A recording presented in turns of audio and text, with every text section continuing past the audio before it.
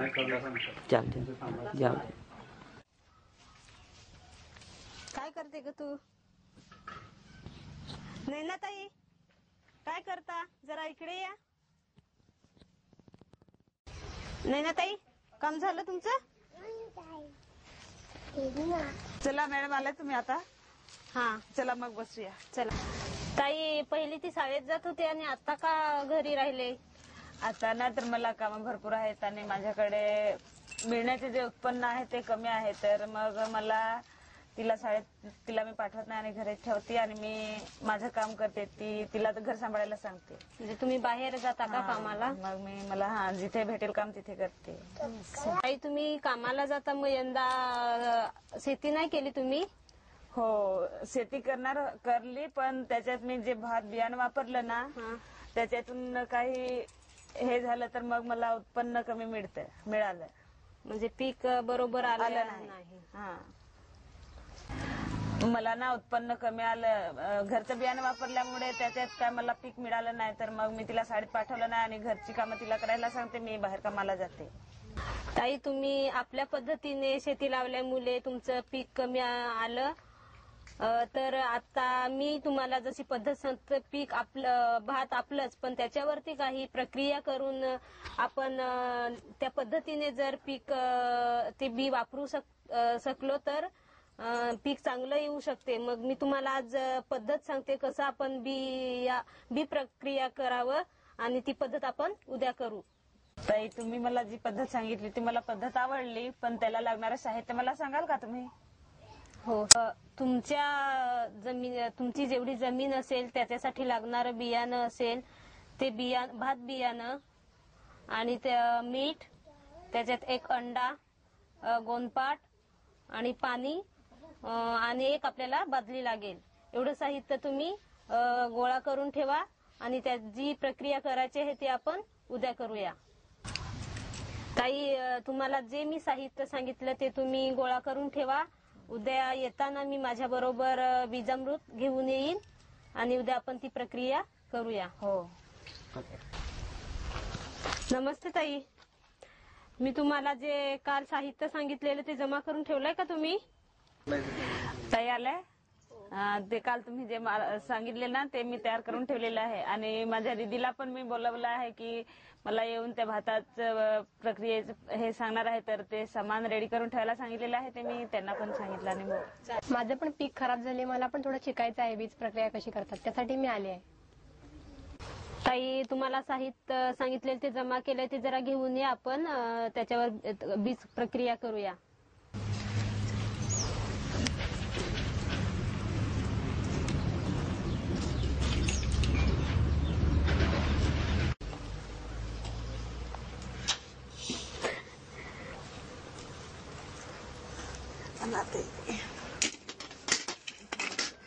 ताई तुम्ही जे सांगितलं ना ते मी माल आणलेलं आहे. हे बियाणं, हे मीठ आहे, हे पण मीठ आहे, हे अंडी आहे, हे गोंदपाट आणि ही बादली आहे. ताई ही बादली घ्या आणि पाऊण बादली पाणी घेऊन या तुम्ही.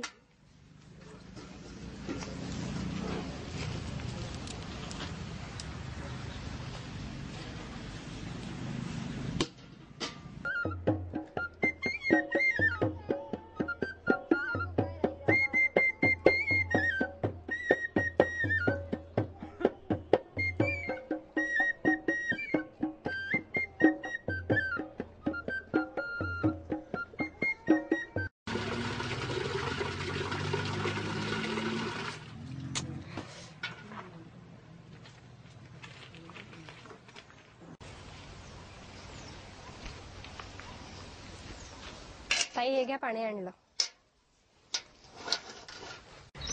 मी बीजामृत आणलेलं आहे. आता प्रक्रिया मी तुम्हाला दाखवते.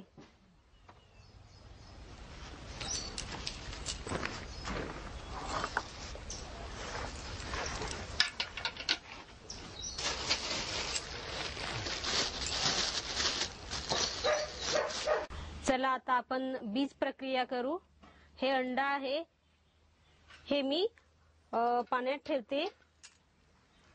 दीदी एक मिनिट. हे अंड खाली आहे, म्हणजेच हे अंड चांगलं आहे.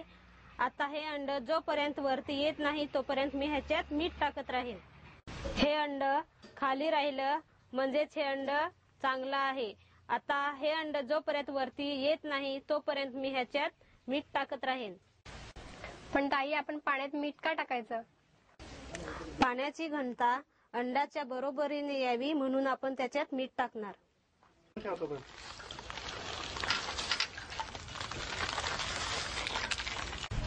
बघा, हे अंड आता वरती आलंय. हे अंड आता आपण काढून घेणार आणि ह्याच्यात बियाणं टाकणार. हे बी आता मी पाण्यात टाकते.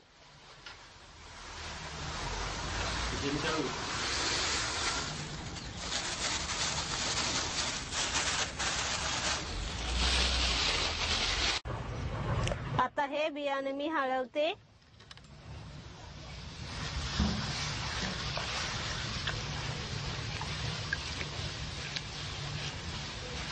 वरती बियाणं आलेलं आहे ते आपल्याला काढायचं आहे, कारण हे खराब बियाणं असल्यामुळे ते उगवणार नाही.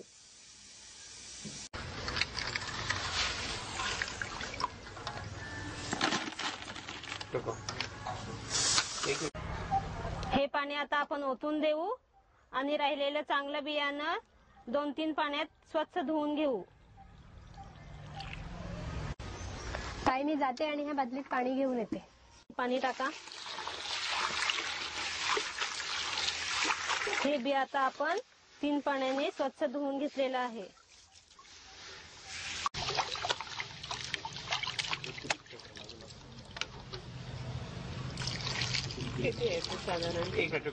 हे आपण 3 वेळा धुवून स्वच्छ पाण्याने धुवून घेतलेलं आहे 3 वेळा. तर ताई, ह्याचं काय करायचं? बियाणं आता आपण सुक्या गोणपटावर काढून घेणार आहेत.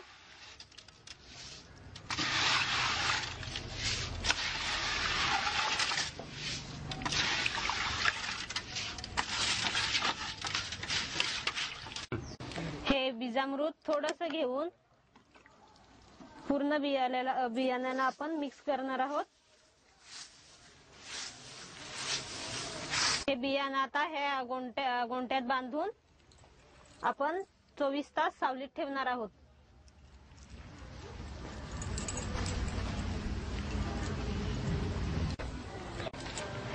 ताई, आता आपण एवढं हे भातावरची प्रक्रिया केली तर ह्याचे महत्व पण मला पटवून द्या. या प्रक्रियेमुळे खराब बियाणे बाजूला काढून टाकले जाते व चांगले मोठे बियाणे 100% उगवून येते. उगवून आलेल्या बियाण्याची वाढ चांगली होते. भातावर कोणताही रोग येत नाही आणि आपल्या उत्पादनात वाढ होते.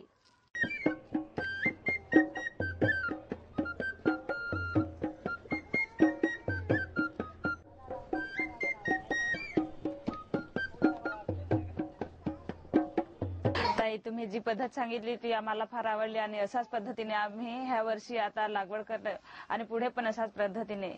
धन्यवाद.